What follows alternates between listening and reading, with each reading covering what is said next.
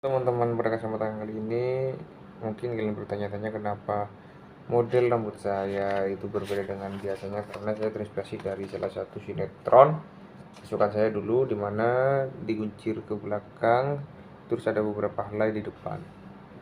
Ini pembuatan video sekian banyaknya karena diulang karena ada kesalahan terus itu dari tadi, teman-teman. Jadi saya akan membahas terkait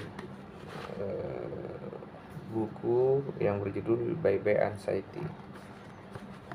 Cuma sekilas. Jadi di poin ini, selesaikan tugas-tugas kecil. Jadi ini ada cerita, ini cerita ya, mungkin.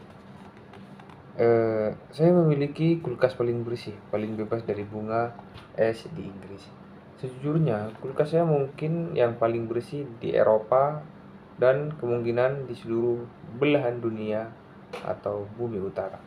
Karena ketika kecemasan datang, saya membersihkan kulkas saya. Kulkas saya benar-benar bersih, bebas dari es.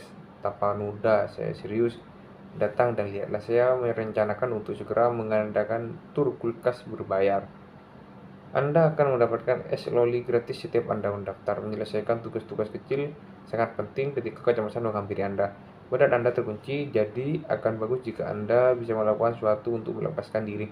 Pikiran Anda mengatakan bahwa Anda tidak mampu melakukan apapun, jadi selesaikanlah sesuatu yang dapat melawan pikiran tersebut. Kecemasan mengatakan bahwa Anda tidak berharga, jadi Anda harus menunjukkan harga diri Anda dengan menyelesaikan sesuatu. Kedengarannya memang bodoh, tapi strategi ini benar-benar ampuh. Yang wajib diperhatikan adalah memastikan tugas yang mau Anda selesaikan adalah tugas yang mudah dan sederhana. Saya memiliki daftar hal-hal kecil yang saya lakukan ketika kecemasan menjadi buruk. Termasuk di dalamnya adalah melipat dan menyocokkan kaos kaki saya. Membeli kaos kaki yang menurut ibu saya polanya ramai secara online. Terkadang ketika tidak ada lagi tugas yang berkaitan dengan kaos kaki dan kulkas saya sudah bersih, saya menata ulang rak buku saya, mencabuti rumput liar di taman, dan menata lemari peralatan makan saya. Ketika nyaman berada di puncak, Anda akan cenderung tidak mau melakukan hal-hal praktis semua. Jadi seperti antara Anda ingin kabur dan diam di tempat, dan itulah kenapa Anda harus melawannya. Hal-hal lain yang saya lakukan termasuk menghapus surat elektronik lama yang usapan masam ibu jari saya, memecahkan piring-piring di taman, mencukur jenggot. Saya akui ini tidak untuk semua orang, menyikat bulu kucing dan memotong daun-daun mati dari tanaman rumah. Apabila Anda tidak memiliki tanaman, lakukan ini pada pagar tetangga Anda. Saya yakin mereka tidak akan mempermasalahkan itu. Hal lain yang saya ingin Anda lakukan adalah menyadari bahwa Anda menyelesaikan sesuatu ketika Anda melakukan tugas-tugas tersebut. Saya ingin Anda mencoba dan fokus pada tugasnya, bukan karena beberapa orang yang menyebut ini praktik mindfulness, tapi saya tidak. Saya hanya menyebutnya konsentrasi. Apabila Anda merasa tertarik, Anda dapat berpura-pura berpartisipasi dalam sebuah olimpiade cukur jenggot. Saya bisa berpura-pura menjadi seorang komentator olahraga. Dan dia mengambil gunting dan melakukan penipisan pertama pada jenggot di bawah dagunya. Sorry ya, saya beli 520 adalah sebuah merek gunting baru pada Widai, dan kita akan segera melihat seberapa efektif alat tersebut.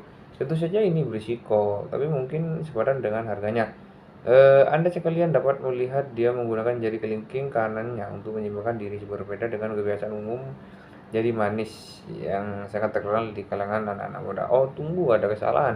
Dia telah memotong lebih dalam dari pikirannya dan kehilangan banyak rambut jenggot di kanan mulutnya.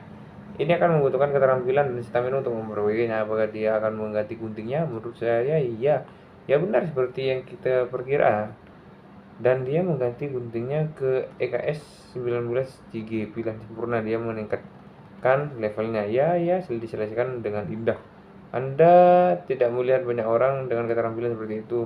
Dia pasti akan mendapatkan emas, dan bukanlah dia terlihat tampan sekarang.